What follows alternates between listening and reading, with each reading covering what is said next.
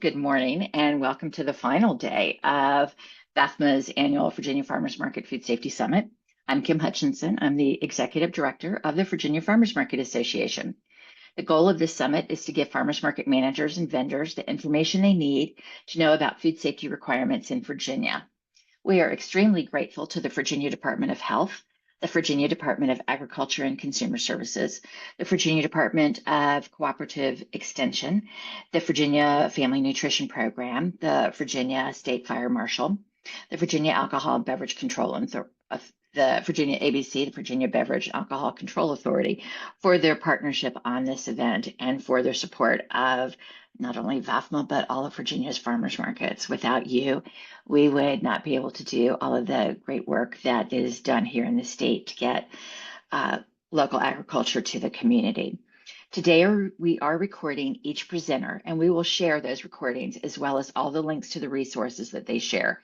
The videos and slides will be posted within the next 2 weeks, and an email will go out when they are all posted.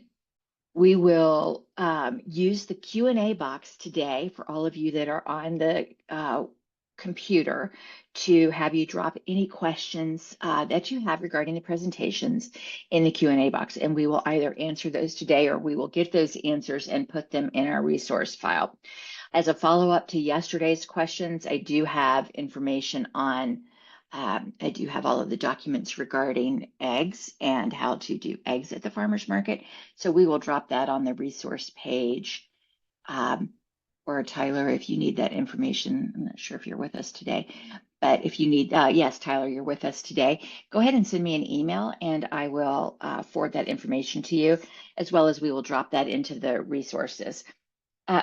You will receive not only an email with all of the links to the presentations and the slide decks, but you also receive your proof of participation certificate after we verify all of the participations. And that usually takes us about 2 weeks to do all of the editing, get all the videos and everything posted, and get all of the certificates verified and processed. So you will receive your certificate within 2 weeks. When we verify the certificates, we verify that you have participated. For those that logged on for 1 minute or 5 minutes, I'm sorry, that doesn't qualify as participating in the Food Safety Summit. So if you have only logged on and participate for 1 minute or 5 minutes versus the 3 days, then you will not be, you will have to take the online course and the quiz in order to get your certificate. If this is after the fact and you are watching the recording at Farmers Market University, you can still get proof of participation by taking the quiz that will pop up after you go through the recordings. And after you take and complete the quiz, your certificate will be available for you to download. Farmers Market University is our online training platform that has multiple trainings for farmers market managers and vendors. It includes our Market Manager 101 and 201 certification classes. So I hope you guys will check that out. It's farmersmarketuniversity.org. It's a great resource for all of you. The Farmers Market Association, the Virginia Farmers Market Association, or VAFMA, is a membership organization whose mission is to support farmers markets through education, networking, advocacy, and innovation that supports the growth and sustainability of farmers markets nationwide. If you wonder what we do regarding advocacy, we partner with the folks that are not only here on the cause, but we also advocate for issues that are important to you.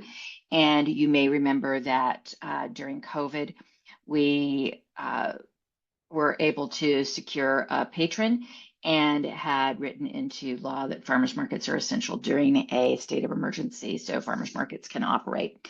So we are not only your partner as you are looking at being involved in farmers markets, but also in making sure that your voice is heard here in the Commonwealth and that you can appropriately and even during a state of emergency sell your products to the community. So with all of that being said, we are going to go ahead and get started today. And so we are going to start off with dairy services, and Hunter Moyer, who is the program supervisor for dairy services for the Department of Agriculture and Consumer Services, it was not able to be here today. And so I am going to present her slides for her. Any questions that you have regarding this, please drop them in the slides. We will have dropped into the Q&A or the chat we're going to go ahead and drop in there the information regarding raw milk and herd shares. I did have Hunter go ahead and address that question up front, since that's the one that I always get, as to whether you can sell raw milk at a farmer's market. No. And whether and how you can, is there any way that you can get raw milk in Virginia? And that answer is through herd share. So we will have that information dropped into the chat, and we will also have that on our food safety website. So the first question is, are you permitted by the right agency if you are wanting to prepare to sell at a farmer's market? So VDH, Department of Health, permits grade A pasteurized products. They permit fluid milk, yogurt, kefir, cottage cheese, buttermilk, and whey. VDEX, on the other hand, the Virginia Department of Agriculture Consumer Services, they permit manufactured grade products. These include cheese, ice cream, dairy and non-dairy frozen desserts, cream cheese, and butter. So if you are confused or you have questions as to which of your products are, what category they fall under, if they're not listed here, reach out to either Jessica and Whitney at Department of Health or Food Safety, the Dairy Services at Department of Agriculture, and they will be happy to walk you through that service. All right, so now that you know who you fall under in order to get your permit, how do you prepare to sell at the farmers markets? Well, you've got to have your permit by either VDEX Dairy Services or VDH, which is fluid milk, or another state's regulatory authority. You must be in good standing with your permit. You have no active recalls for products that are being sold at the market, and new products must be sampled and held from sale until results are received back as negative from both pathogen growth and within other safety regulatory levels. Okay. All right. So woo, you've met all of those requirements. Awesome. Now you're finally set up to sell at the farmer's market. Now what? Okay. We think this is common sense, but to reiterate, almost all dairy products are considered a TCS, time temperature control for safety. Food must be held below 41 degrees Fahrenheit or marked when taken out of refrigeration and sold, served, or destroyed within 4 hours. This pertains to free samples too. So you want to sample cheese at the farmer's market or ice cream, etc., it needs to be kept at 41 degrees Fahrenheit. Those of you guys at the markets, especially those that the markets are on asphalt, it gets to be over 100 degrees out there. You must keep dairy below 41 degrees Fahrenheit.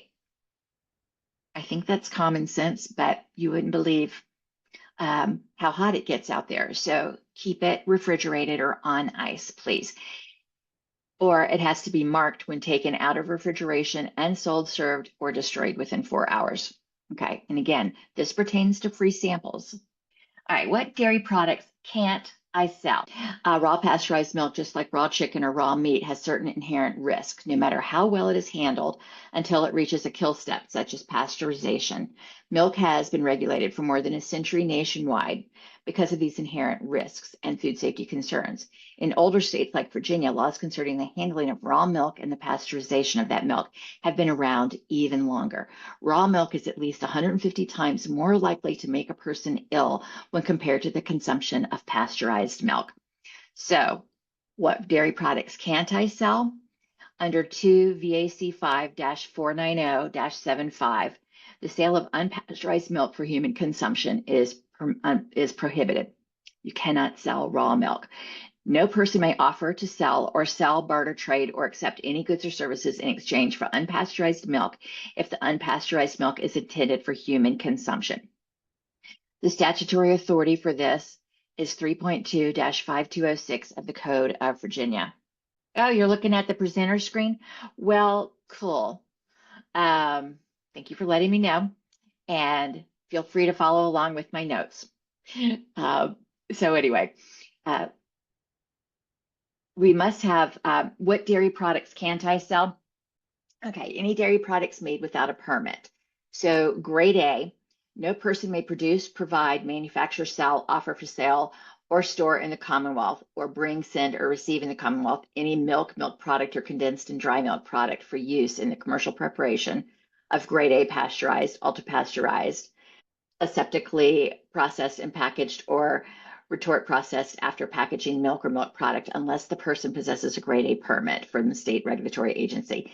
Nothing in this chapter shall be deemed to require a person who is a broker, agent, or distributor's representative to have a grade A permit if the person buys condensed and dry milk product for or sells condensed and dry milk product to a milk plant that has a valid grade A permit from any state. This is under 2 VAC 5-490-30 permits. You must have a permit, and to have a permit, you must be inspected and sampled. Ice cream. 2 VAC 5-510-420, issuing suspension and revocation of permits. It shall be unlawful for any person who does not possess a permit for the Virginia Commonwealth Department of Agriculture and Consumer Services to bring into and send into or receive in the Commonwealth of Virginia for sale or sell or offer for sale therein, or to have storage with the intent to offer for sale frozen desserts mixed identified in this chapter, provided that grocery stores, restaurants, soda fountains, and similar establishments where frozen desserts or frozen desserts mixed and regularly sold at retail but not processed may be exempt from the requirements of this chapter. All right, so you can't sell grade A milk without a permit, you can't sell ice cream without a permit, and you cannot sell cheese and butter without a permit. Cheese and butter falls under 2 VAC 5-531-50 permits. No person may produce, process, manufacture, handle, package, reprocess, repackage, rework, offer for sale, or sell any manufactured dairy product in the Commonwealth of Virginia unless the person possesses a permit from the Virginia Department of Agriculture and Consumer Services. The requirement for a permit shall not apply to any person's establishment where a manufactured dairy product is sold, is served, as long as the manufactured dairy product is not produced, manufactured, reprocessed, or reworked at the establishment. Any person who distributes or does not process manufactured dairy product, or any person producing manufactured dairy product outside the Commonwealth of Virginia. All right, so that's a lot of legal information. The bottom line is, what products can you not sell? You cannot sell without a permit grade A, ice cream, and cheese and butter. So get your permit. And finally, how do I know if a vendor is permitted to sell? You can email dairyservices@vdax.virginia.org. Any questions about dairy vendors, manufacturers, and producers from outside of Virginia also can be answered through Dairy Services at VDAX. They are very helpful. I reach out to them quite often, and they look forward to answering any of your questions. So please feel free to reach out to them. Okay, so freeze-dried ice cream. I see there's a question in the chat. Freeze-dried ice cream, and that falls under the freeze-dried information that was presented by VDAX on Monday, because you're using already made ice cream and freeze-dry in it. And if you are making the ice cream, then that needs to fall under dairy services as well as under food safety. If you are buying the ice cream pre-made and then freeze-drying it, then that falls under food safety at VDAX. Did I miss any other questions? So I'm sorry for not being the smoothest of presenters on dairy services, and Hunter will probably not ask me to present for her again, but I think that we've gotten the general gist of what the rules are regarding dairy products at market. Most of you are probably doing cheese or butter, and you know which regulatory agencies you need to reach out to. The same with ice cream. For those of you that are doing milk, you know who you need to get inspected from. Yes.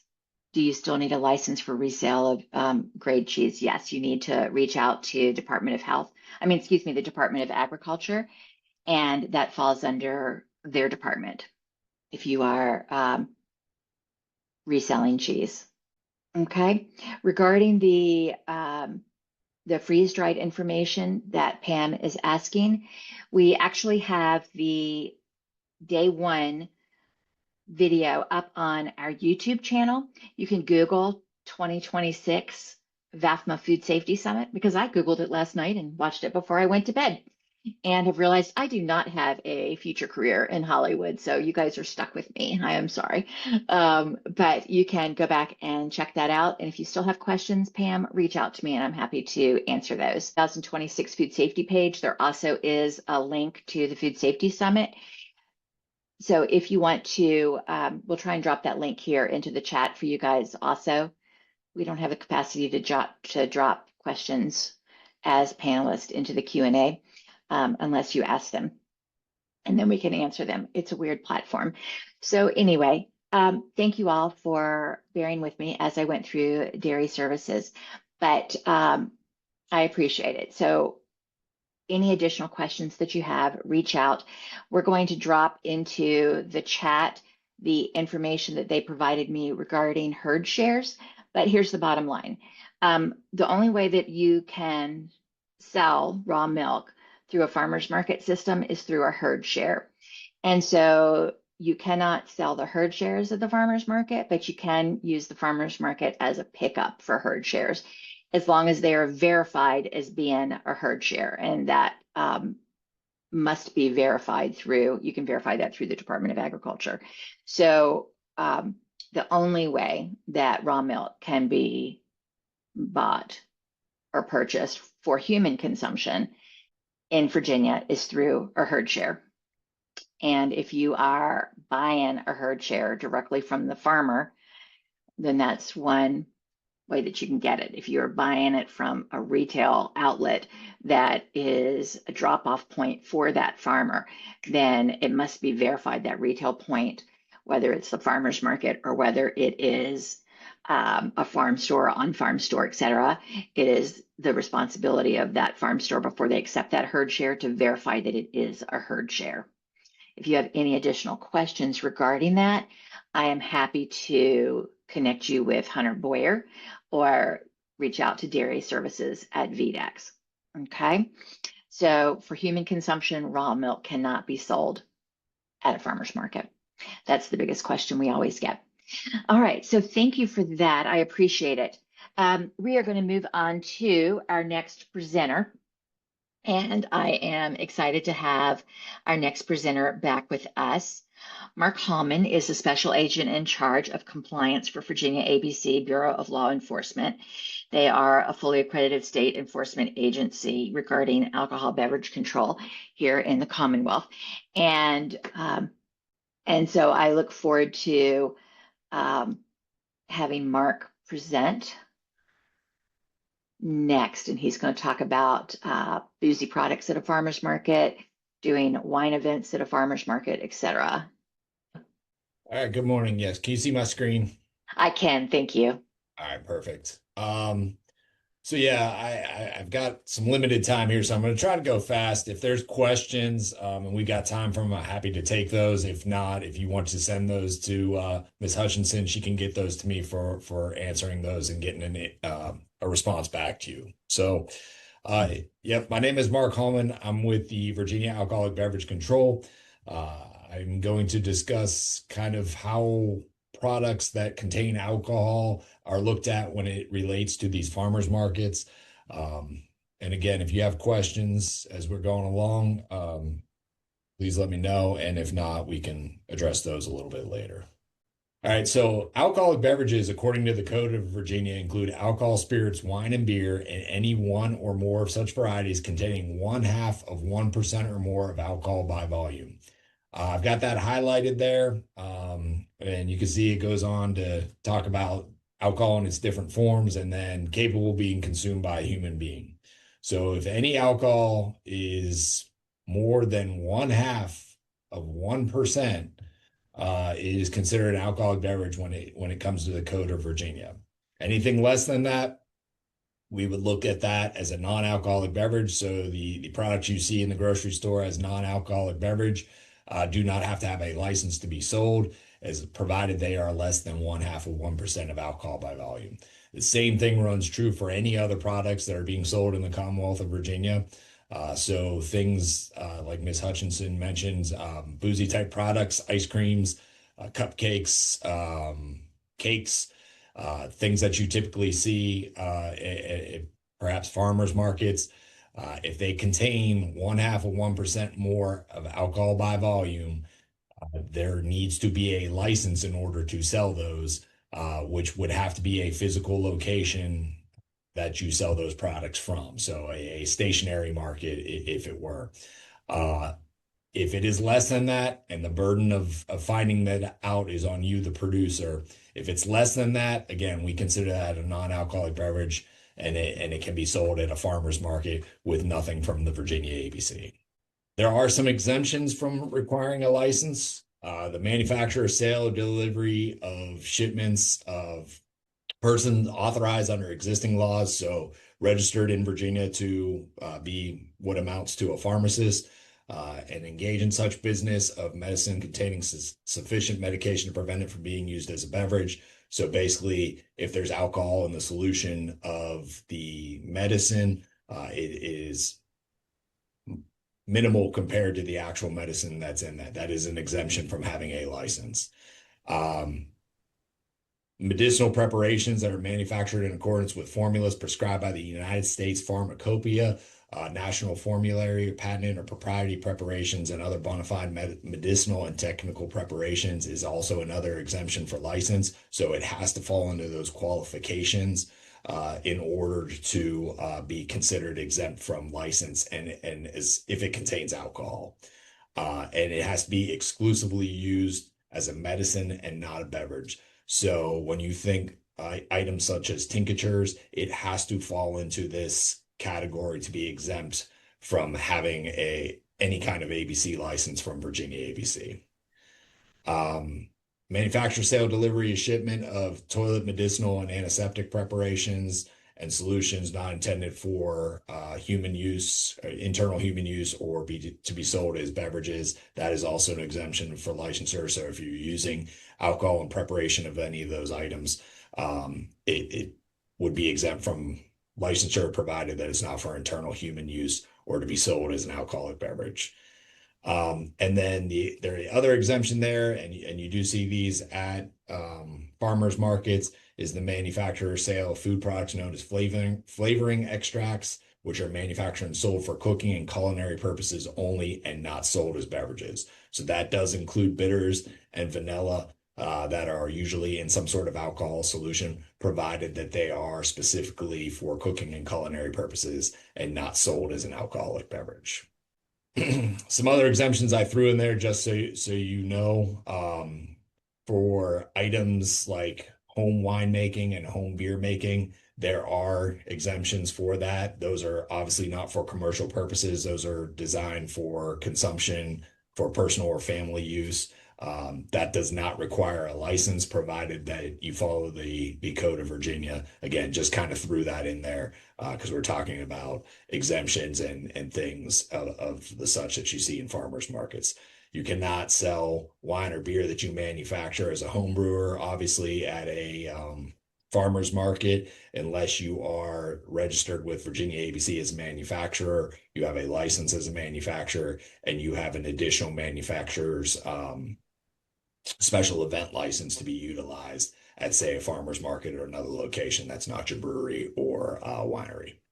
So when it comes to making some of these products that we talked about that are exempt, you may need a permit in order to do that, especially if you're using alcohol. In this case, industrial alcohol that is being purchased in bulk can only be used for industrial purposes, scientific research, analysis.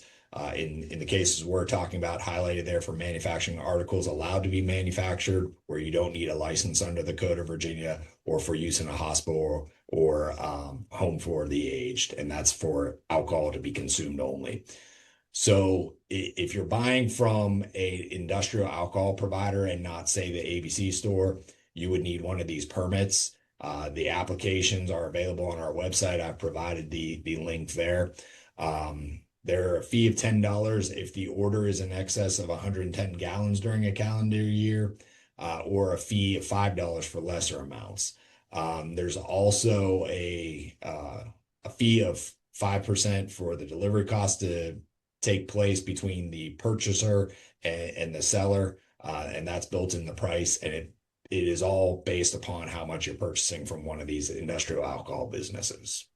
If you are purchasing grain alcohol, spirits in excess of 151 from the Virginia ABC, there is a recent change to that. It used to be 4 uses that you could purchase it for: industrial, commercial, and medicinal, and culinary. Culinary has actually been removed. So if your business has, say, cupcakes, for example, that you're using grain alcohol to produce that culinary use is no longer valid to get one of these grain alcohol permits. And again, grain alcohol is only alcohol with a proof greater than 151 proof that you purchase at a Virginia ABC store. If you need one of those permits, they are a $50 application fee for that and a $50 annual fee. And then, of course, that provides you, once you have that permit, to purchase at Virginia ABC store. There's more information there on the website that I provided. If you have any questions, I will give you the regional office information throughout the state.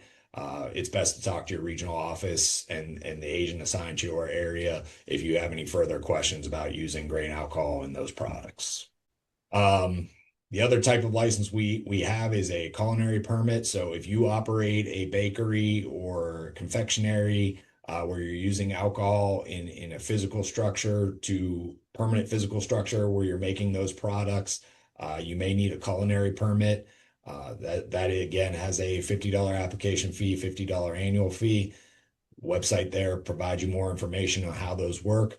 But if those items that you're making, the final amount of the product is more than 0.5% alcohol by volume, again, you can use that alcohol in it to make it. You need a culinary permit because it's done in a commercial setting. But the final product would have to be less than 0.5% to be sold at a farmer's market. So think of rum cakes, cupcakes, things of the such. Provided you're using alcohol in the manufacturer of that, if it's less than 0.5%, the final volume of the product, you can sell those at the farmer's market. Anything more would require a license, and we don't have a license that goes from place to place. You would need a physical structure to sell those from and have the appropriate license. So talking about licenses, we have a confectionery license. It authorizes you to make those cupcakes in a physical location, or rum cakes. This license does actually allow, it is an off-premise license, consumption license.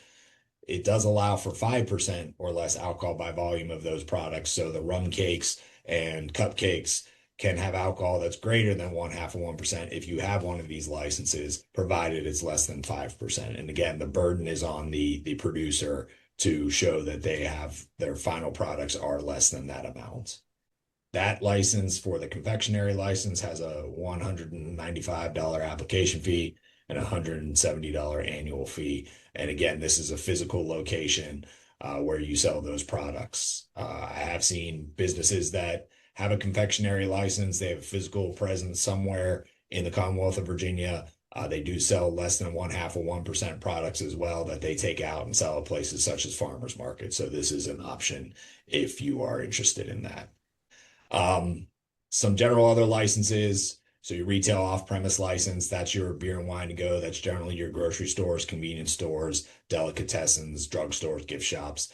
These are your physical brick and mortar stores that sell wine and beer in closed containers for off-premise consumption to individuals. It does allow sampling of products. This is a new change to our laws a few years ago, where you can sample wine and beer on the premises. No more than 12 ounces of beer or 5 ounces of wine can be given to a person per day. But again, that is a physical location. These licenses, unless it's a physical location in a physical market that doesn't change, are not transferable from location to location. So talking a little bit of how manufacturers can come to farmers market. are farm wineries in Virginia, which carry a strict definition of how they qualify for that license. Basically, they have to be involved in the agricultural production of the wine that they manufacture, and that agricultural product has to be used and grown here in the Commonwealth of Virginia. They do have what's called a remote privilege. That remote privilege allows them to pick up the ability to sell at retail from their, say, tasting room, bottles and glasses at a physical location that is not at the site of the winery itself. Uh, a lot of times you see these activated at wine festivals throughout the Commonwealth of Virginia, but they can also do that at a farmer's market in certain situations. So basically, if it's a free farmer's market open to the public, anybody can come in there. It's not a ticketed sale. That farm winery can get a remote license to sell their wine in the farmer's market by the bottle and by the glass. Now, the glass cannot be taken away from, for instance, if the farm winery is given a 10 by 10 stall, the consumption of that wine has to stay within that 10 by 10 stall and cannot be consumed around the rest of the farmer's market. But that is a way that those farm wineries can come to a farmer's market, sell their products, educate the consuming public about the products that they manufacture and the agricultural business that they have here in the Commonwealth of Virginia. Distilleries can also activate a remote privilege. Now, a distillery in the Commonwealth of Virginia, if they have a tasting room at the site of the distillery, that is an actual Virginia ABC store that they enter into contract with Virginia ABC to operate that store and sell the products that they manufacture to the consumers. Those distilleries can also come to a farmer's market in certain circumstances. They would need to be at an event that the Virginia ABC licenses for the purpose of featuring and educating about alcohol or the products that they manufacture. So in those instances, those distilleries can get what's called a manufacturer's event license. Again, if they get a 10 by 10 stall, it's only for that 10 by 10 stall. That gets them at an event license by the board as long as they're educating about the products that they're serving. And then they can get a remote that allows them to sell bottles of spirits to the consumers that come to that farmer's market to go. If the farmer's market itself has a Virginia ABC license, and I do believe there are a few in the Commonwealth of Virginia, manufacturers cannot receive a remote to come to those, primarily because Virginia is a three-tier state and there are tied house laws, which prevents the manufacturer and the retailer, in this case, the retailer would be the farmer's market, from having engagements together. So if the farmer's market itself does not have an ABC license and open to the public, then those manufacturers, those wineries and distilleries can receive the remote and be there.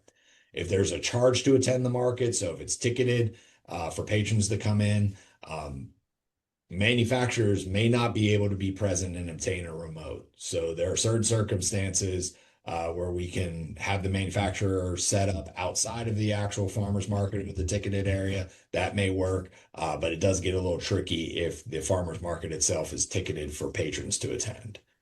The manufacturers cannot donate alcoholic beverages, so they, if the farmer's market is, say, a nonprofit and they want to have a kind of tasting out at the farmer's market, those manufacturers cannot donate the alcoholic beverages.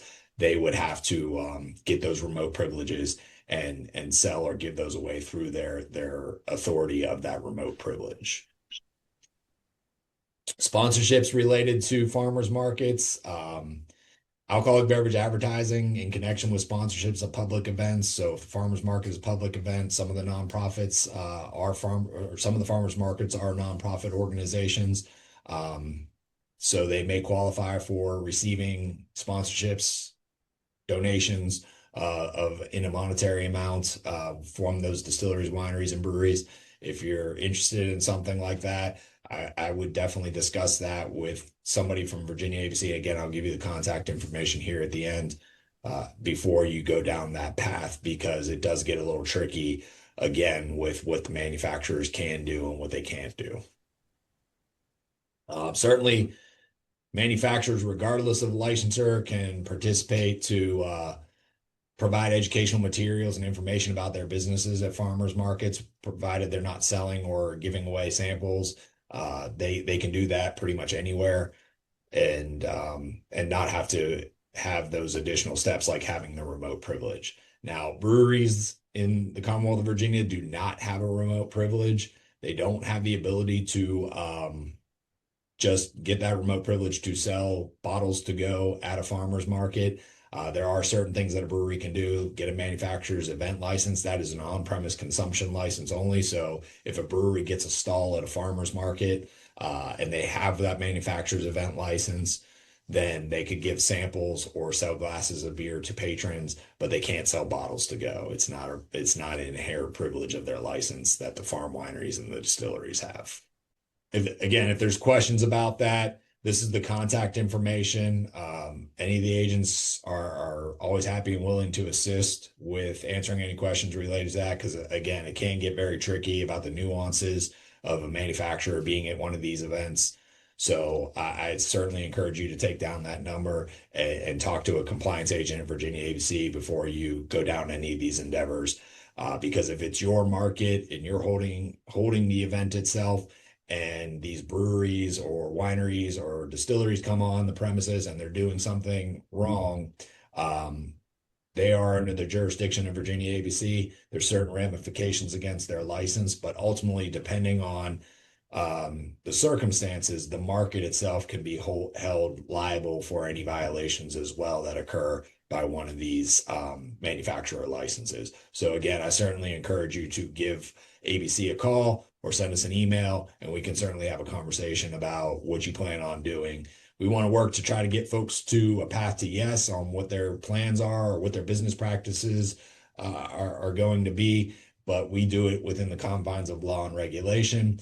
We also understand innovation, and sometimes we're able to work with you. Sometimes, unfortunately, we have to say no, but it's easier for you to ask beforehand than us to find out or get a complaint that this farmer's market was doing X, Y, Z, and they had this brewery there. And then essentially we have to come and not be the good guys, we're the bad guys. And I don't like doing that. So I definitely encourage folks to reach out to us and have a conversation about what you plan on doing before you do it. That's my contact information. If you need anything, certainly feel free to email me or call me. So, what ABC license is needed for a farm to table dinner fundraiser with a bring your own bottle? So that's going to depend on where the event is going to be held. So if it is at a location that does not have an ABC license, you would need an ABC license. If you are going to sell tickets to something like that, because alcohol is going to be sold, given away, or donated, there would need to be a license in order to cover that, especially if it was going to be consumed there. If there is a charge to attend or it's a ticketed event, which I'm assuming it is, the organizer would have to be a nonprofit in order to qualify to have a license in order to do that. Otherwise, if it's a ticketed event and you're not a nonprofit, we would not be able to give you a license to operate that. And again, we couldn't say you couldn't have your event, but in that situation, the event could not involve alcohol. Okay, so this is a situation where the folks that are buying the tickets are bringing their own booze. It's Is because it same? Yeah, it's the same thing because the alcohol, there will be alcohol present and consumed, and it's a ticketed event. Okay. Regardless of who's providing it, you would still, it's the ticketed part of it. If there's a fee Yes. that requires, if it was free, open to and it was a private event at a location, and it wasn't open to the general public, something like that, as if folks were bringing alcohol, would not require a license. But because of the ticketed, because the alcohol is being consumed at the location, and even though it's being supplied, it would still need a license in order to qualify. And the only license the only event holder that would qualify for that license would be a nonprofit. Okay. The next question is, all right, homemade vanilla extract. We were waiting for it, right? So tell me, what does that need a permit from ABC? If the So alcohol, at what level does homemade vanilla extract, what level of alcohol does it need a permit? So extracts was one of those exemptions from licensure that you could manufacture and sell. Okay. You may need a permit depending on where you're getting the alcohol for to do that. So if you're buying industrial alcohol to produce those vanilla extracts, then the slide I had about industrial alcohol, where it's $10 if it's over 110 gallons, and then $5 if it's less, with the markup, that you would need that permit in order to purchase that alcohol and use that alcohol in the production. If you're using grain alcohol greater than Mm-hmm. 151 proof, and you're purchasing that from Virginia ABC, you need a permit to purchase that. But you don't need anything else to make and sell that product, provided it's not intended for beverage consumption and it's used as a flavoring extract. Okay. Um, do they, if you're selling extracts at a farmer's market, do they have to state that it is for cooking only? There's not a code requirement that has to state that, so they don't have to put up a sign that says that. But the intention of the seller is what you're looking at there, and the code is clear that it's has to be intended for culinary or cooking use. Okay. It does not have to be explicitly stated. But if that's what the producer is manufacturing it for, and that's the intent, it's the intent that we look at. Um, okay. So the intent stated, so it doesn't have to state the intent, but you're recommending that it be stated or that it's evident that that's what it's for. It's always suggested. I can't tell somebody they have to do that. But if they put up a sign, that's always Okay. this. Okay. I'm sorry, I'm writing the answers as you're saying it, so bear with me, Mark. What is the ABC stance on honey stored in a bourbon barrel where it gets a taste of bourbon from the barrel and is sold as bourbon honey?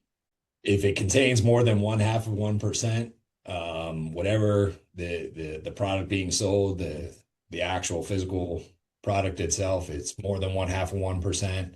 It's considered an alcoholic beverage. It would not be able to be sold in that case, in the farmer's market case. Right. Um, so the and again, it goes back to the burden is on the producer. Mm-hmm. If it's a situation where they say Mark's out at Kim's farmer's market selling bourbon honey, and we Right. complain on it, that is something we would investigate. And if we find that the product being sold is greater than 1/2 of 1%, it is a violation of law to be doing that. And it could be, some penalties associated with that, with whoever's selling it. All right. And that also, when you do anything to change honey, it has to go through VDAX also. So I dropped that in there. All right. Let's see, this is a VDAX question. Okay. Does the farmer's market have to have any permits to have the winery use their remote privilege? The farmer's market itself does not. But my advice to the farmer's market is if you're going to invite a winery, please make sure that they have that remote in hand. They're required to have the approval with them, and that is Mm-hmm. something you can ask them for to show you.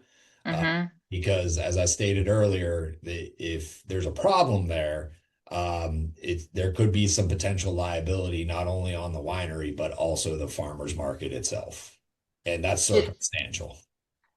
should they, I don't know if this is a thing, I seem to remember this from years past. Should they also ask to be listed as a additional organization on that remote or no? No, it's the only business that qualifies is the winery, and the winery Okay. usually give us typically when the winery applies for that, we ask for a contact person of the event that they're going to. So in this case, if they were going to farmers market, we would ask for the contact information. They'd say it's Mark Holman. We may call Mark Holman to verify what the winery is telling us, that the farmers market's not ticketed, that it's open to the public. We may call the farmers market to get those details worked out. Okay. Does the winery need to be in a designated area to offer samples? So can you walk us through how far apart it is, what kind of enclosure it needs to be, et cetera? Can you kind of walk us through what a winery looks like at a farmer's market? Sure. So there's no real codified or regulatory statute that covers that. Generally speaking, we say and we license that remote privilege for the designated area that you have assigned the farmer's market to the winery. So we don't say that the winery has to be up front or the winery has to be out back. If it's a non-ticketed, open to the public event that anybody can come to, the winery's remote is really where you want to put it. And let's say, again, the example I gave earlier was a 10 by 10 stall. If every Mhm. operator at the farmer's market has a 10 by 10 stall and you designate this farm winery to that 10 by 10 space, that's all we are going to license under that remote privilege. So any alcohol that's being consumed for on-premise consumption, whether it's a tasting, whether it's a glass of wine, has to be consumed in that 10 by 10 stall. There's no limitation to that size. I just use that as an example. If you want to give them, a 50 by 50 space to have folks consume alcohol in, it has to be designated specifically to that winery, so it can't overlap other businesses. Okay. Um, and it has to be enclosed in some way. I mean, people can't wander around with the wine and things of that sort. It has to be enclosed or monitored in some way. Yeah, there's no requirement that says it has to be enclosed. We always recommend as a best business practice to require that either the winery or the farmer's market rope that off or designate an area or have somebody monitoring it, because the second one of those patrons steps out of that 10 by 10 stall or 50 by 50 space, they are technically drinking in public. And Right. that could be a violation for not only the patron, the winery, and potentially the farmer's market as well. And I guess I was thinking in my head, which you couldn't see, enclosure being whether it was roped off or something. But it doesn't need to be a certain amount of distance away from other vendors. It can be mixed in with vendors, or does it Yes, need to be in its own area? no, it can be mixed in. There's no requirement that it's away from other businesses. Okay. All right. Here is one. Let's see. If a nonprofit is throwing an event and purchases canned beer from the local brewery, are they able to sell the beer by the can, or does it need to be poured into a single service cup? So are we talking about like say a craft beer festival? Is that I I think they're talking about, well, he doesn't say, but I know that he has had wineries and stuff at his big market on Saturdays also. So tell me if it's at a regular farmer's market, not a specific festival. Yeah, so any sale of alcohol would require some sort of license. So in this case, I thought I heard you say a nonprofit. So if the farmer's They market are a nonprofit, yes. So if the farmer's market is nonprofit and they plan on purchasing alcohol and selling it, they would have to have a banquet license in order to a 1 day special event banquet license in order to do that. Again, going back to what I said earlier, only nonprofits can sell alcohol on those 1 day banquet events. Um, so if they qualify as a nonprofit, they can apply for that banquet license and they could purchase and sell beer as part of that farmer's market. Um, but again, that's a decision of the farmers market would have to make, and they would have to have a license to cover that. Now, that license can cover a certain designated area if the farmers market wanted that beer drinking to be, like, say, in a beer garden area. Hmm. It could possibly cover the entire market as well, but that's going to be circumstantial. And once we get that application, an agent would discuss that with the farmers market. Okay.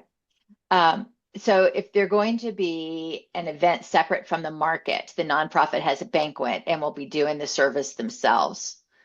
Does that still apply?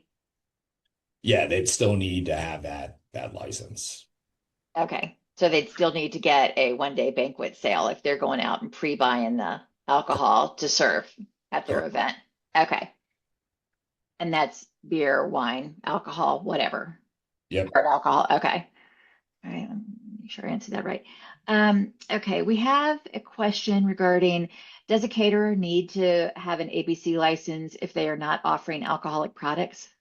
Like somebody that is catering an event. Okay. Okay. So Emily, if you could drop that information in the chat, give us more information regarding what you're specifically doing. Are you selling your catered products at a farmer's market, or are you catering a special event for individuals? All right, we'll come back to that while they are. Okay. If while we're waiting for that one, the next question is hard cider. Does that also need a remote permit?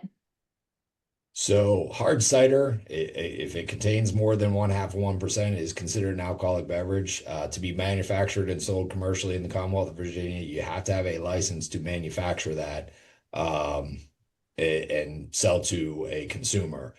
Again, if you're doing it commercially, you can make cider as part of that home brewing exemption, but that's not for selling or commercial purposes. That's for personal use only.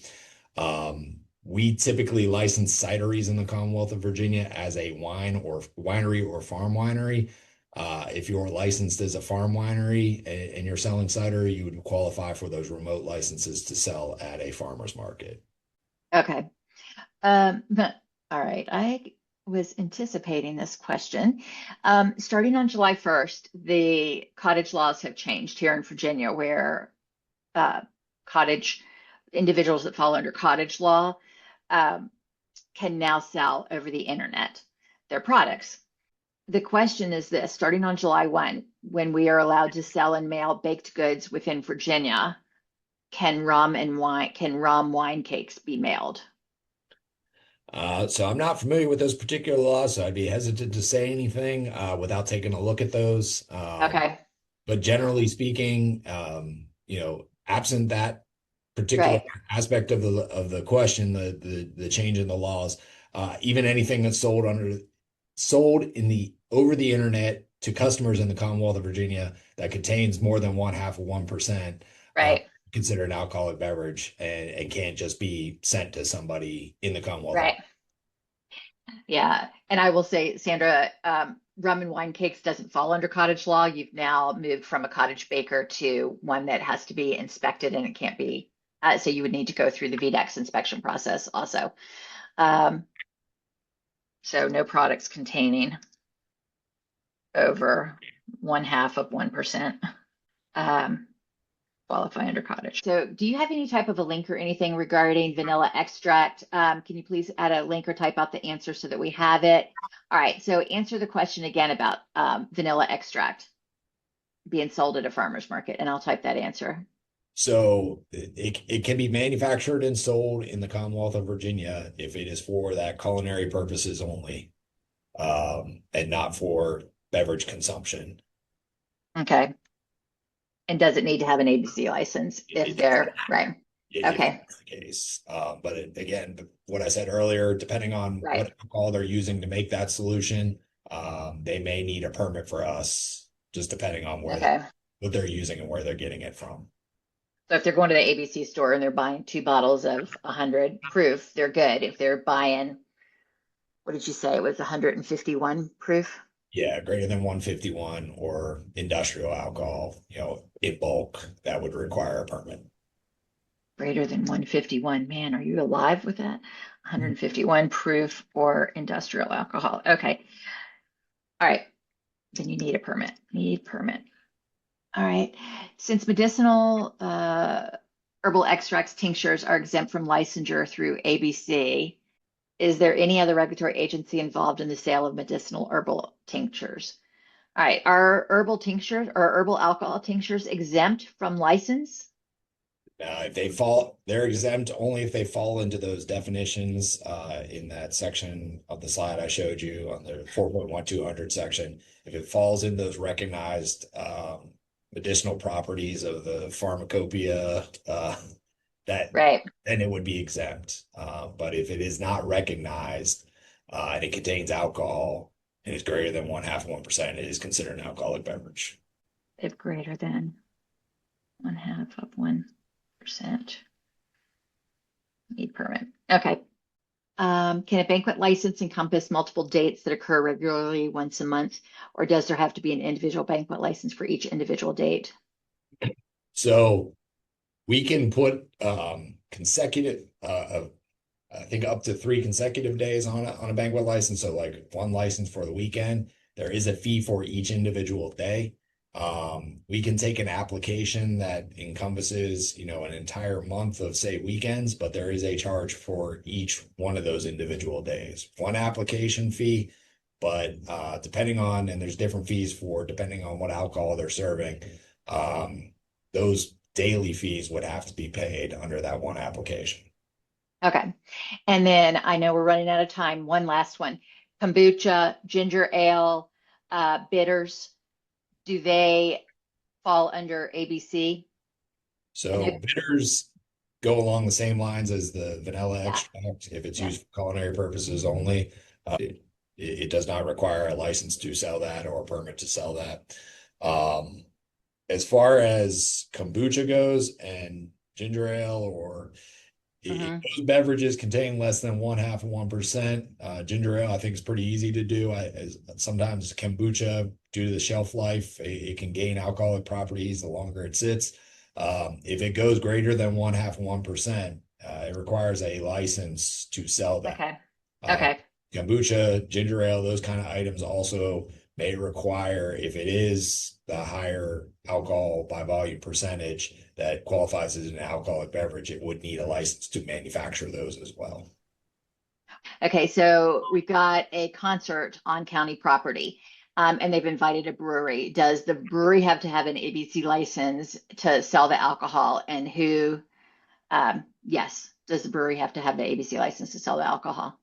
So that one can get really complicated. I would say just whoever is asking that question, Yeah. take my contact information and we can have a discussion about that one. Okay. Yeah. As complicated. Okay. All right. And okay, are bidders considered no, bidders are not considered cottage law. All right, I think that's it regarding alcohol questions, and the rest of them I will get to um, as we process through the summit. Mark, thank you so much for being with us again this year. Always interesting. Kombucha was the big bombshell a couple of years ago, and I think we were all very enlightened. Kombucha, kefir water, ginger ale, etc., that they continue to ferment as they sit on the shelf. And the only way to prohibit that is to pasteurize them, which eliminates all of the good properties of the food. So you have to be very careful and make sure that it's not above the 1/2 to 1%, 1/2 of 1%, correct? Yep. Okay, cool.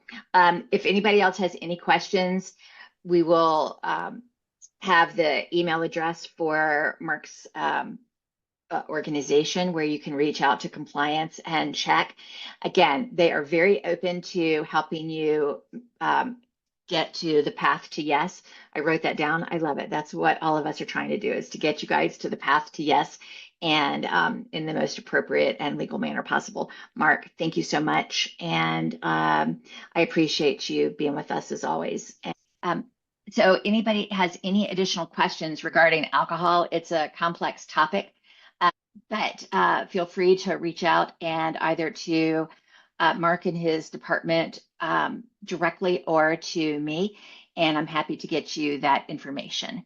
And so now I am very happy to bring up our cohorts from the Virginia Cooperative Extension out of Virginia Tech. We have Lester Schumberger, who is the Associate Extension Specialist out of the Department of Food Science and Technology at Virginia Tech.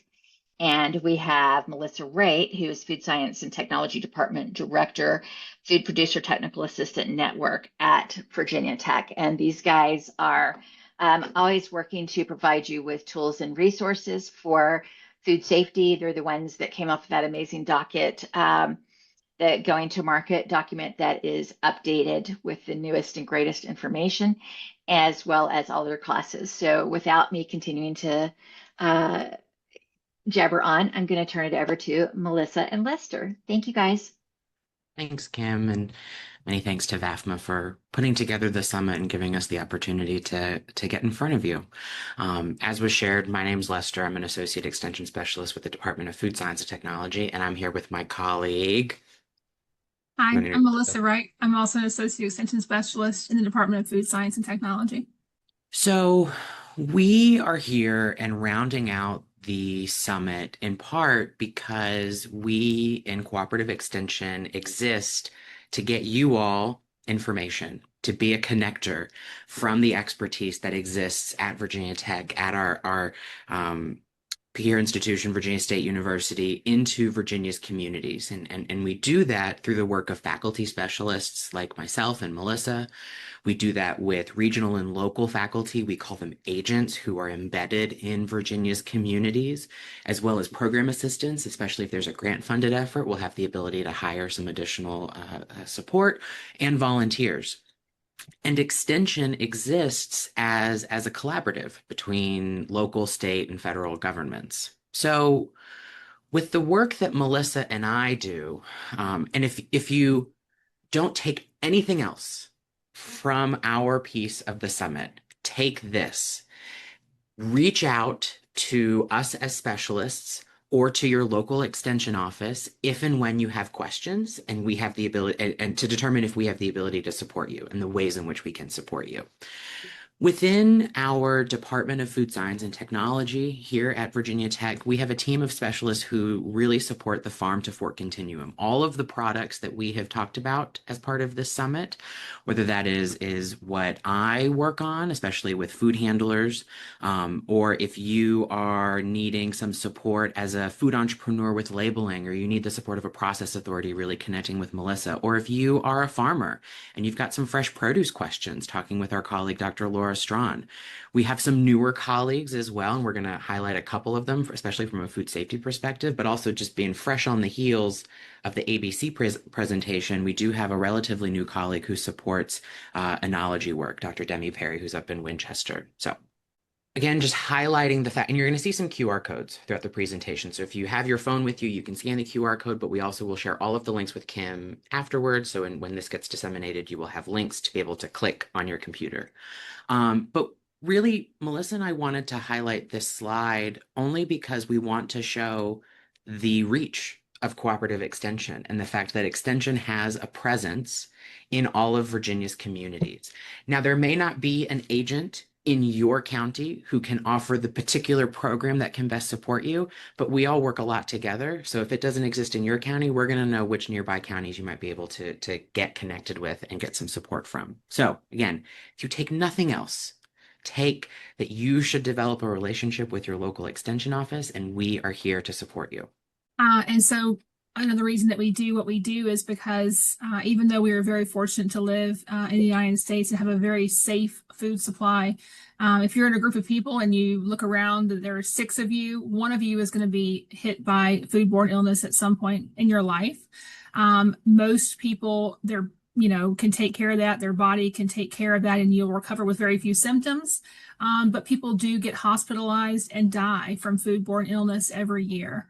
That's especially prevalent with groups that are the young, the old, the pregnant, and the already infirm. So people who have, already compromised immune systems. And so those may be the most likely folks that come to your farmer's market and buy fresh items or locally made items because they think that those might be the most healthy options.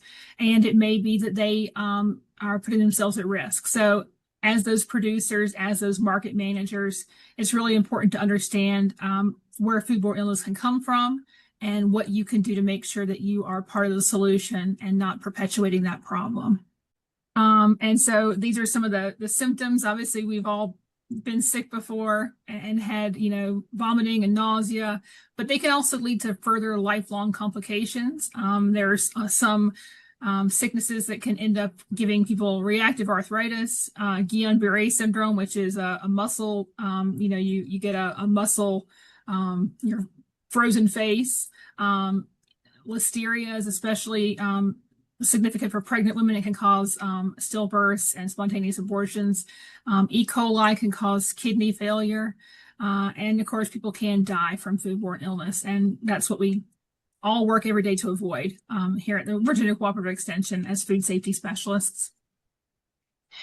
There have been a lot of outbreaks linked to farmers markets, and we don't want to be part of that statistic here in Virginia. There are some foods that are especially risky. There have been outbreaks linked to melons, to cut melons. This is one that was in 2000 in Colorado, and it was E. coli. And so melons are just one of those things that we're especially wary of. And we just know by virtue of what it is. It's wet, has a lot of moisture, has a lot of nutrients. Those bacteria can grow, especially on cut produce. And so that's one of the issues with melons specifically. Also, some things like this is Campylobacter. This was implicated in the farm was grown. The peas were grown in a farm that was close to where some cranes had a breeding site. And this particular one was linked to the cranes, obviously pooping in the area where they were living. And that bacteria on the peas were brought to the farmer's market. People bought the peas, ate them, and there were illnesses, hospitalizations, and one person developed the Guillain-Barré syndrome, which is a neuromuscular issue, and it can stick with you for life. Salmonella is one we hear a lot about, and this one was about some products that were brought to a farmer's market, and they were temperature abused because there was, not enough ice, or the ice had melted, and the guacamole and the uncooked tamales. And so the importance of temperature control for those items that we know are time temperature control for safety foods, or those TCS foods. And then E. coli, again, was one we hear. Oh, sorry. Lester, you can have this one. No, that's okay. That's okay. Melissa and I are trying to balance the presentation so you're not hearing too much from one person or another. Right. So some other outbreaks that we want to know, and you might have noticed we're working our way through time. So we gave you your first one in 2022. We're working our way up to the current year. So in 2011, there was an E. coli outbreak that was linked to strawberries that were being sold from multiple farm stands and farmers markets in Oregon, which resulted in 16 documented illnesses, 7 hospitalizations, 2 of which were people who were suffering kidney failure, and 1 death. And this one was linked back to deer that were on the farm. Another one in 2014, this is Salmonella again. This was linked to cashew cheese that was being sold at farmers markets in California, and this resulted in 15 illnesses and 3 hospitalizations. And then coming into 2027, looking at Salmonella, this time in shelled peas at farmers markets in Wisconsin. This one led to 7 documented illnesses, 1 hospitalization that was also spread across 3 counties in Wisconsin. And this one was likely linked to one vendor that was selling at multiple markets. And then again in 2022, seeing a Salmonella outbreak in Wisconsin again, this one resulting in 22 illnesses and 4 hospitalizations. Part of why we share those examples is also to highlight some of the potential liability that exists if somebody were to consume a contaminated product and become sick, and what that liability might look like for you as a food business. Now, the research that we have to pull from for this is coming from a 2001 article, but what they found back then was in cases of premature death, the average award was around $274,000. Now, adjusted for inflation, we're looking at between $550,000 and $600,000 today. In cases of hospitalization, looking north of $250,000, and in other cases, around $200,000. So one of the questions that we ask food businesses when they come to our trainings to think about is, one, are you in a position to weather the PR storm? So if your business is implicated in an outbreak of foodborne illness, or your market is implicated, what does that mean for your business and your community, and how you are perceived and the future of your business? One piece. Second piece, are you in a position to pay if you are found to be liable? And oftentimes the answer is no. We see businesses, especially the size and scope of a business that's going to be at a farmer's market, that can close them down. And we're not here to support that. We're here to support you in thriving and producing safe products. So we share this just to highlight, one, why this is important, but also why we do what we do to support you. And we offer that support in a variety of different ways. So we offer a lot of the previous presenters at the summit have highlighted, oh, you need to do this training, you need to have this certification, you need to do this and this and this. And that is something that oftentimes we are able to offer through Virginia Cooperative Extension, a variety of food safety trainings that are designed both for vendors and market managers. Recognizing that some people like to have that reference text to refer back to, we also have a lot of fact sheets, a lot of materials that you can print or have available on your phone or on your computer so that you can have something to refer back to, especially when you're like, oh, I know I did that training, but I don't remember this specific fact. You got something to refer back to. We offer our trainings both in person and online, so there are some online programs as well as some volunteer programs. And again, if you can scan the QR codes, go for it. We'll also share the links later. And then this QR code is also very important. This is the going to market document that Kim mentioned. It's been updated in 2024, and it gives you a lot of guidance about very specific products that you may want to be offering or that you may have people offering at your farmers markets. And so if you find that there's a question that's not addressed, you are welcome to reach out to us, and our contact information will be available at the end of this presentation. And also just to highlight, especially with going to market, if you've been in this space for a couple of years now, you will recognize that this picture looks different than an older version. So like Melissa said, 2024 was the major overhaul. One of the things that we try really hard to do in Extension is to keep our materials current. And so as new legislation is passed and signed by the governor, as new regulations become applicable, we try and make little updates. So while you might download a version today, that version might look different come August once we're able to get some updates published or even beyond. So always, yes, print it if you need to, and refer back to the online version for the most recent edition. All right, so one of the major buckets of food safety related programs that we support are those related to produce safety and supporting our farmers. And we do this because the potential for contamination exists regardless of the size of a farm. Bacteria don't care. So understanding on-farm produce safety risks is really essential for all farms who are involved in growing, harvesting, packing, holding, and or shipping fruits and vegetables. And one of the first things to do is to conduct a hazard analysis and to identify where there may be hazards on your farm. And this is one of those things that you can call your local extension office and see if there's an agent who can come out and walk your farm with you, or if there's a specialist nearby who can come and walk your farm with you. We also have a program that we call Enhancing the Safety of Locally Grown Produce. So our colleagues from VDAX and the produce safety team there highlighted there are certain thresholds for which you have to participate in the Produce Safety Alliance's grower training. Depends on what you're growing, how much of it you're selling, where you're selling it. There are various criteria that you are covered, you're exempt, there's a qualified exemption.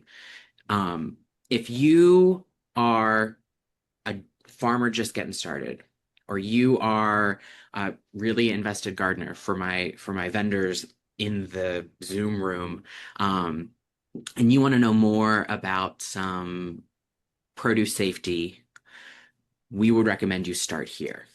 This is a great program that covers a variety of those hazards and the risks that exist on farm, whether that is related to land use, water use, hygiene, personal hygiene, health, toilet and hand washing facilities. And it's also really great. We think about it from the perspective of seeing our Virginia farmers grow.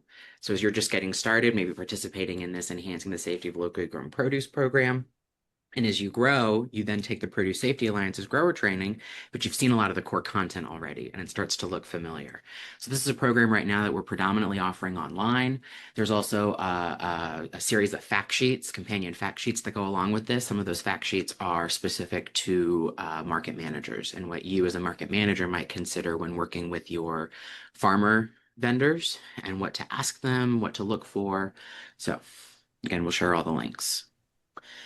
And we've got our Produce Safety Alliance grower training. So again, depending on what you grow, how much you sell, where you sell it, you may be required to complete this and have someone who has gone through and completed the grower training. We just had one. So if you've been here for the last couple of days, I think they were in the afternoon. So you might have just been like living food safety. But these are offered throughout the year.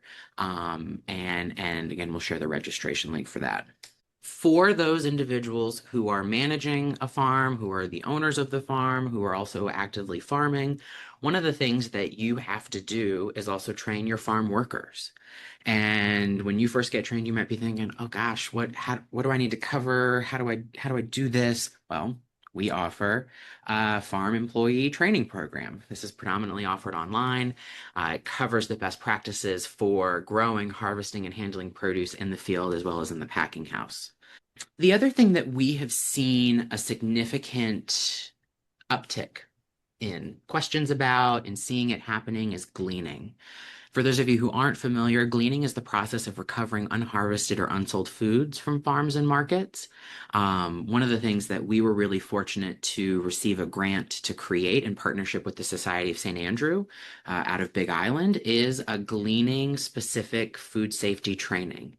And we've done this and designed it for both gleaners, farmers, as well as market managers, and to cover what are some of the things that you should consider, what are some of the things that you should do when starting a relationship with a gleaning organization, what are some of the food safety considerations that you might have to work through as you get started with that. So we're really proud of this tool. We also heard from some colleagues about meat and poultry, and we have got a group of colleagues here at Virginia Tech who support meat and poultry related programs. These are ones that offer meat and poultry HACCP, as well as, depending on the year and the capacity of that team, Virginia State University's Mobile Processing Unit. So again, our goal of this presentation is connecting you with people and resources. And so three of the colleagues in particular would be Dr. Dahlia O'Brien at Virginia State, Dr. Jason Scheffler, who's here at Virginia Tech, who focuses on meat science and safety, and then also Dr. Taoju Sun, who is our muscle food safety extension specialist. And then fish and seafood.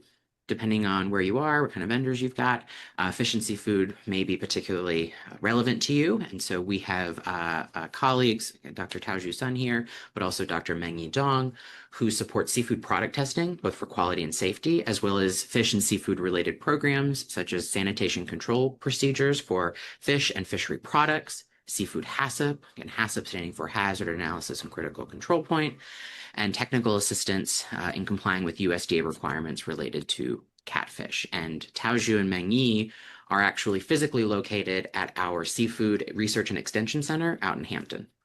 And so many of you, those of you who are growing items, may also be turning those into processed foods, processed and prepared foods. So we have an entire series of sheets about enhancing the safety of locally prepared foods. And these cover a wide range of products, that you may be seeing at your markets. You may be making them at your markets yourself. Especially popular, obviously, jams and jellies and fermented items, refrigerated items, dehydrated, acidified foods. So pickles, pickled vegetables, honey, and as Kim mentioned earlier, if you do any sort of value added honey, if you're flavoring it or adding anything to it, there are specific rules of what you can add and all that kind of stuff. And we talked about eggs and pet food, and then how to give out samples and how your food should be labeled. So some of the items, some of these sheets, so they're nice one-pagers that just go through and give you information. And those are kept up to date as well if anything changes. So you can see some examples, and these are all available on the extension websites. And so you'll be able to search for these by name, or you can look at the entire series as well. And then what I interface most with farmers market individuals is through the program that I direct, which is the Food Producer Technical Assistance Network. And this program exists to support Virginia business, especially small and beginning entrepreneurial businesses. And what we do is we help you with product testing. We provide reports that you can then provide to your inspectors, whether those are VDH inspectors or VDAX inspectors.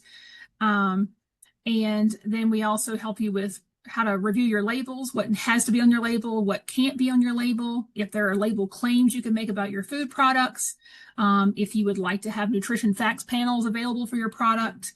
Those are all services that I provide. And the QR code that's on this one will lead you directly to the program webpage. But you can also email me directly. And the best way to reach me specifically is foodbiz@vt.edu.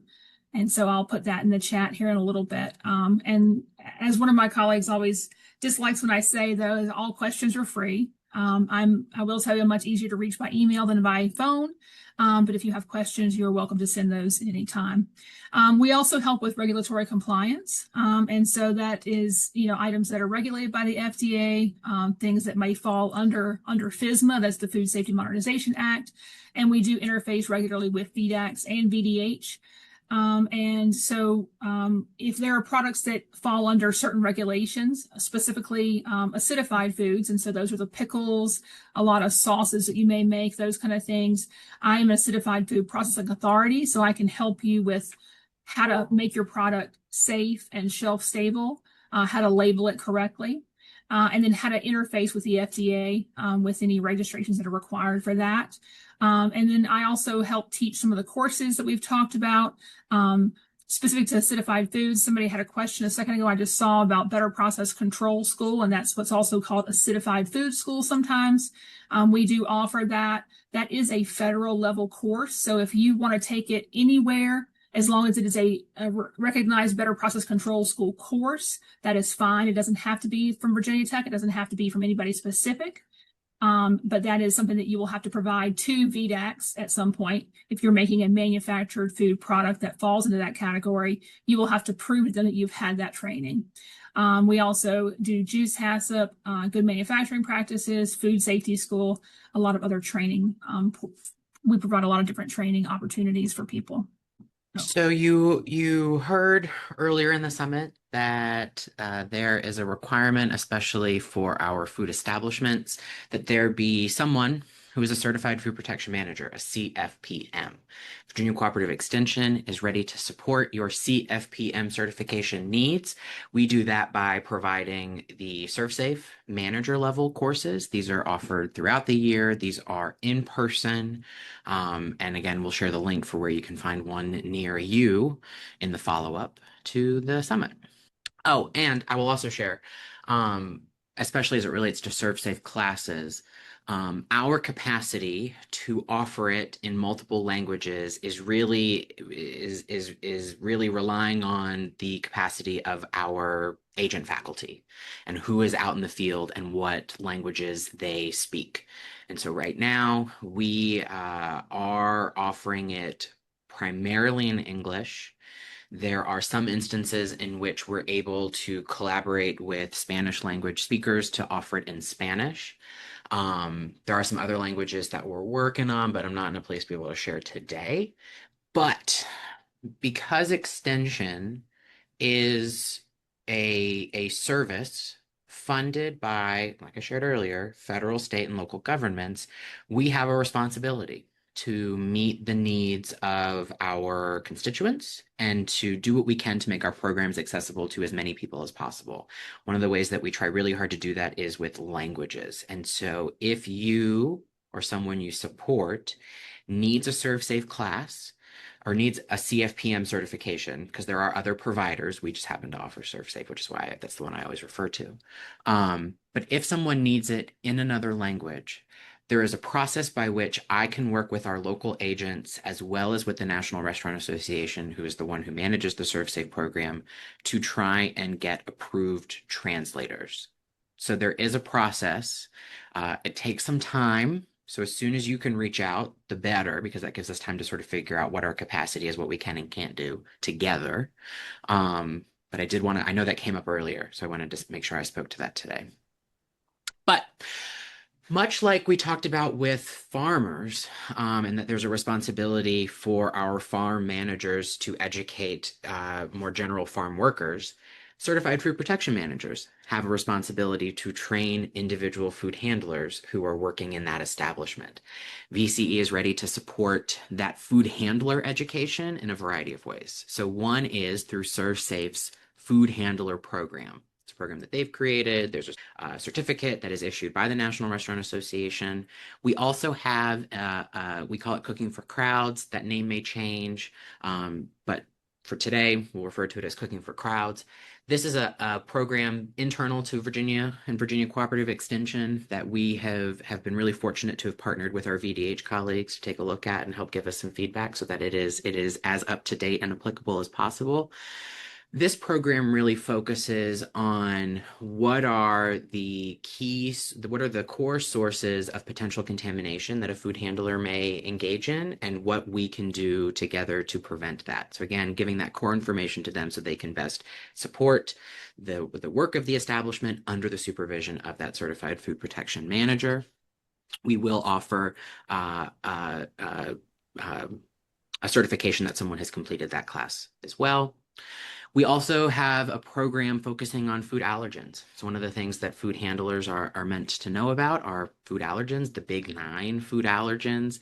What are some symptoms of allergic reaction, and other related topics. And we were really fortunate to have an agent actually as part of her graduate work help develop this class. And we've been working on some updates to it over the last year or two. 2 other things. We got two more things before we get to any sort of questions. But 2 other things that I really wanted to highlight, and those are our volunteer programs. So you may or may not have heard of Extension Master Gardeners before. If you haven't, these are volunteers that are trained by VCE to deliver gardening-related programming in a variety of different ways. There are local or regional chapters all across Virginia. The reason why this might be relevant as it relates to the Food Safety Summit is one of the key programs for a lot of Master Gardener chapters are gleaning-related work, whether that is going to the farm or having a booth at the market. So if you are interested and aren't already engaged in any kind of gleaning work, you might connect with your local Master Gardener chapter to see if that might be something you can work on together. The other volunteer program that I really want to highlight are our Master Food Volunteers. These are volunteers who are trained to deliver food demonstrations as an example, but also a lot of other health and wellness related programming that could be offered at the market. And so again, if this is something that you have space for at your market, you're interested in exploring this potential partnership, contact your local extension office. There aren't as many Master Food Volunteers as there are Master Gardeners. The spread isn't quite the same for the Master Food Volunteer program, but we have a growing program, and I know we have volunteers who are eager to collaborate. So with that, Melissa and I would love to field any education-related questions, and we've also got some regulator colleagues who are still on the call, so we might kick the questions to them depending on what it is, but we're glad to chat. Thank you so much. I love the going to market. It is amazing. And to see its evolution over the past, well, I won't even say how many years, but the past couple of years, especially, and the food safety kit, you guys are rock stars. Thank you. You have been just such tremendous cohorts and partners. And I love when we have multiple problems pop up regarding a specific product, y'all have answered it and put together a 1-pager regarding it. So thank you. They do amazing classes in the Serve Safe, and I think I've talked about that quite a few times during this presentation. And they also, I've seen it pop up in my feed, do them in different languages. And so through the Cooperative Extension and through their offices. So look for those, get on their newsletter list and you can get that information. But we have a class for resource, a couple of questions. For resources, specifically food safety classes for our workers, will these be available in English and Spanish? I know you touched on that. Yeah, it really depends on the program. So if it is available in Spanish or in other languages, we were really hard to advertise it that way. So if you are not seeing it advertised in that way, that probably means that we're not able to offer it in those other languages. But still ask, still reach out, because one of the things that Melissa and I both work really hard to do is to also know what some of our colleagues in other states are doing. So like in the case of a certified food protection manager class, and let's say you're in Northern Virginia, you can get into Maryland. Maybe there's something in Maryland that we're just not able, we don't have the capacity to offer here, or you can go over into West Virginia because we know what they've got going on, or there are online programs. So that's that. Melissa, would you agree with that? Would you say anything different? Yes. Yes. And that was a question that I answered a few minutes ago about the Better Process Control School. Some of these, the content is the same from state to state. And so you can take that anywhere and it will be recognized in Virginia.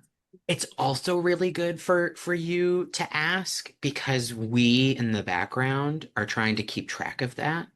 And as requests increase, and if we are not able to meet those needs, it gives us a stronger justification for new hires, new programs, new positions, so that that is hopefully a need we can ask in the future. But we are limited in our ability to advocate that without some data. So you asking gives us really good data. Yeah.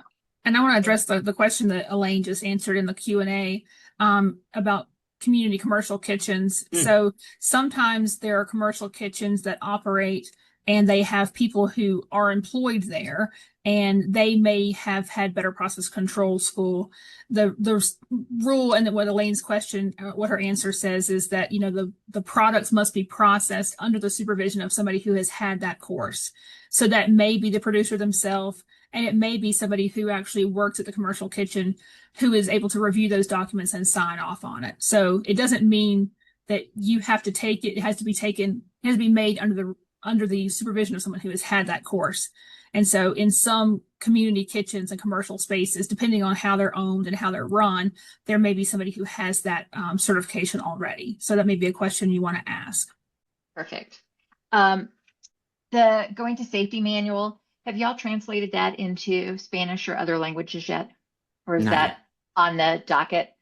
It is something that we've talked about. It's not something that we are actively working on right now, in part because we don't have the same ability to provide follow-up technical assistance in those other languages. And so while it could be a great starting point as a resource, usually that going to market just gets someone started, then they follow up with more questions. We don't have the capacity right now to answer those follow-up questions. And so we have not gotten there yet. Okay. I know that we are VAFMA's in the final stages of producing the food safety manual for farmers markets, and it is also being translated into Spanish, but the specifics for the go into market manual and the toolkit that's awesome. I understand what you're saying 100%. We get asked all the time for products in Spanish at a minimum, because so many of our agricultural community and shoppers are bilingual at a minimum. And we had a specialist, one of our colleagues, who was fluent in Spanish, and she did a lot of that work and taught a lot of courses in Spanish, but she moved on to a different university. So we don't currently have anybody in Extension who is fluent in Spanish. I understand. We had somebody at one of the universities that was doing all of our translations too. Now I have a farmer's mother who is doing it, and it's being backed up by the Spanish teachers at the local high schools to be reviewed. So Nice. we use what resources we can. I have a couple of questions specifically about your ServSafe class. I know you do the live classes. Do y'all also offer the virtual classes? We do not. ServSafe is the only provider for online ServSafe Certified Food Protection Manager courses. Okay. And you can just Google, I see Jessica has her hand raised, but you can just Google ServSafe classes and for the online courses, right? And they'll say that they're the certified classes. Jessica, you had a question? More just a comment. I put a link in the chat to our CFPM webpage. On that webpage, you will find a link to the ANSI providers. And so check those out, because some of those are online classes as well. So check that out and just click on the links. Those are the ANSI approved courses. Thanks. Okay, I just copied that and dropped it into the Q&A also. Does the BRAFB's Feeding America Food Safety Training count the same as ServSafe training? I think that is an excellent question to ask the food bank, because I think I know what training you're talking about, but I don't want to share any misinformation. So what I will say is, because and to the point that was just made about the other ANSI accredited certifications, ServSafe is in a lot of ways the big name, but it is not the only name. And then amongst all of the programs, there are the manager ones, there's the food handler ones. I saw the other day, I think it was State Food Safety. They offer an allergen one. They're all offering a variety of different trainings. What I would encourage everyone to do, if this is applicable to them, is to confirm with their local regulator what certifications they need, or contact us and we can help sort of do that. But to confirm what they need so that they're getting the training that they're supposed to. So I know with the regional food banks in Virginia, there will typically be someone who is in the food bank itself, but also the partner agencies who has the manager certification. And oftentimes that's managed through the food bank. There are also additional food safety trainings that the food banks will offer to individual volunteers or to those volunteers who might have more responsibilities than just I'm showing up to help sort food. And so that's why, to your question, I'm not 100% sure what training you're referring to. If it is a serve safe training, it'll say somewhere that it's a serve safe training, or it should say somewhere that it's a serve safe training. So I know I know that's not an answer to your question, but I hope that gives you more information to get an answer. And this may have been dropped in both the chat and the Q&A, but so I apologize if you've already answered it. But is the acidified food course state specific, and can they use the certification in another state? No, it's a federal regulation, and there are a lot of people who offer it. A lot of universities and a lot of private companies offer it. So as long as you are taking a recognized better process control school, that is acceptable. If you're applying for a Virginia permit for an acidified food, that's fine. And thank you. And Jessica makes a great comment. She shouts out and thanks you, Lester, for your great information. And I will just say this as a point. It is confusing, the difference between a food handler's card and a CFPM certificate. They often get confused or used interchangeably, and that is not correct. So if you're in doubt, then reach out to Lester and Melissa and they can guide you in the right direction as to exactly what it is that you need. There are, if you're going to make the time and the effort to participate in a class, make sure that it's the right class and that you have what you need. The other matter that to that point, the other thing that we encountered last year is that you do need to have and I'll use ServSafe as a generic term, a ServSafe manager that as you're selling cooking food at a farmer's market, there does need to be a ServSafe person as a business. So make sure that you understand how that all works at a farmer's market. If you are cooking food on site, who needs to be certified, etc. Any other questions for, we've got, I think we've got VDEX on the line. We've got Department of Health still here. We've got Melissa and Lester who have knowledge of fire drill, so I have to leave. Oh, really? Okay. Do you really? That was 2 years ago for me. Oh my gosh. Okay. Well, I'm in a different building. I will stick around. Okay. Holy smokes. Well, you better look But out the window. I'm about to peek over because I can see their building from here. Is it? So people are walking out. So. Oh my gosh. Yeah, that brings us back to 2 years ago when the hotel I was in the midst of the conference was on fire. And our videos show my son with my grandson thrown over his shoulder walking out of the building while I'm carrying my computer to continue the summit. The things we do, the world is crazy. All right, so last questions for everybody that we have here. And Elaine, thank you so much for jumping on and answering the VDEX questions, because my answer was reach out to VDEX and here's their email until I saw that you were answering the question. So thank you so much. Any last questions? Did we get them all going through the different chats? Well, I think we've gotten all the questions. If not, feel free to reach out to either myself or any of the presenters and their email addresses. They are all very approachable. We'll answer you in a very timely manner. We have everybody's emails, etc.